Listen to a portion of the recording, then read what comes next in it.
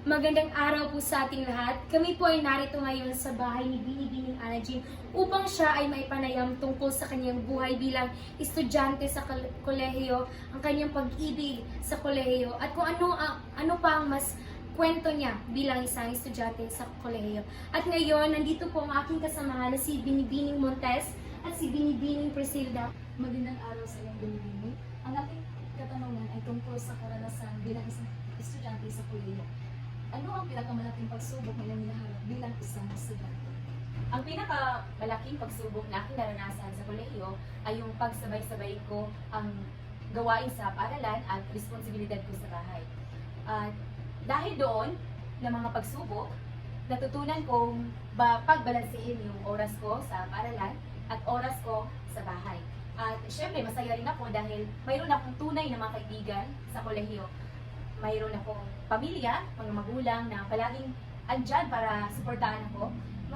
Mahirap sa kolehiyo, pero kung mayroon kang mga tunay na mga kaibigan, ay mapapadali lahat ng mga pagsubok, siyempre sa kolehiyo. Hindi talaga madali ang bilang isang estudyante sa kolehiyo kasi marami kang mga pagsubok na mararanasan at paano mo ito malalampasan. Binibini, nakaranas ka na ba ng pag-ibig sa kolehiyo? Oo naman. Hindi po ba ito nakahadlang sa iyong pag-aaral? Ako, nakaranas ako ng pag-ibig sa kolehiyo. Hanggang ngayon. Dalawang klase kasi yan eh. Masaya. Masaya dahil mayroon kang mapagsasabihan ng iyong nararamdaman. Kung malungkot ka, nandyan siya para pakalmahin ka. At malungkot dahil, halimbawa, mayroon kang maraming gagawin. Mayroon kayong pagsusulit. Mayroon kayong takdang aralin na kailangang gawin. So, dahil dyan, if mag-away kayo, hindi mo, maisip mo talaga na, oh my God ko na. Hindi ka talaga makaka-focus dahil dalawa yung nasa isip mo eh. Siya at yung mga gawain mo na kailangan gawin. At doon ko natutunan na paano ko ibabalanse yung pag-aaral ko at yung pag-ibig. Ika nga nila na dapat daw unahin yung pag-aaral dahil hadlang daw ito. Pero para sa akin, hindi naman hadlang kung marunong kang magbalanse sa iyong oras. At kung may karelasyon kayo sa mga nanonood, dapat balansehin nyo yung oras nyo. Hindi dapat palaging nakafocus lang sa mga boyfriend, sa mga jowa nyo. Dahil gawin nyo na lang silang inspirasyon na para makatapos kayo. Dahil kung meron kang boyfriend or jowa, masaya talaga dahil mayroon kang pagsasabihan. Dapat lang talaga marunong kang mag-manage sa iyong oras. Tama. Kaya dapat marunong tayong magbalanse ng ating oras. Oras sa pag-aaral at oras sa pagkikipagrelasyon. Sa iyong karanasan sa buhay, paano mo hinaharap ang mga pagsubok at kabiluan sa buhay? Lahat naman tayo ay mayroong iba't ibang karanasan. At depende na lang sa iyo yun kung paano mo ito malalampasan. Ako, nakaranas ako ng maraming pagsubok, kabiguan sa aking buhay.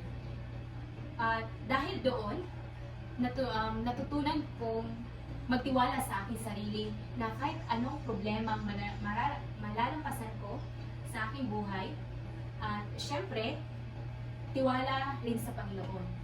Dahil kung mayroon kang tiwala sa Panginoon, mayroon ka rin tiwala sa iyong sarili. At palaging magdasal, palagi kang lumalapit sa Panginoon, lahat ng problema talaga ay malalampasan. Because ika nga nila, in English, in God's, nothing is impossible. Meron ka po bang mga kwentong hindi makakalimutan sa iyong kolehiyo? Napakarami kong mga karanasan, masasayang karanasan sa kolehiyo. Lalo na huling taon ko na ito sa kolehiyo. Siyempre, mamimiss ko talaga yung mga kaklase ko. Napakarami naming mga memorya, mga pagsubok na aming naranasan, kung paano namin ito nalalampasan bilang isang buong klase. Siyempre, hindi talaga mawawala yung mga away, mga tampuhan sa mga kaklase, pero nalampasan naman na rin yun. At ang pinaka hindi ko malimutan ay yung pagtutulungan namin. Siyempre na sa mga kaibigan ko na palaging andyan para sa akin, yun ang hindi ko malilimutan. Yung mga karanasan ko na parati kong ibabaon hanggat saan man ako magpunta. Maraming salamat Binibini sa iyong oras na inilaan upang ikaw ay aming makapanayam tungkol sa buhay mo bilang isang estudyante sa kolehiyo. At sa inyong mga nanonood, maraming salamat sa pakikinig hanggang sa muling nating pagkikita sa susunod na panayam. Paalam! Yung ibig.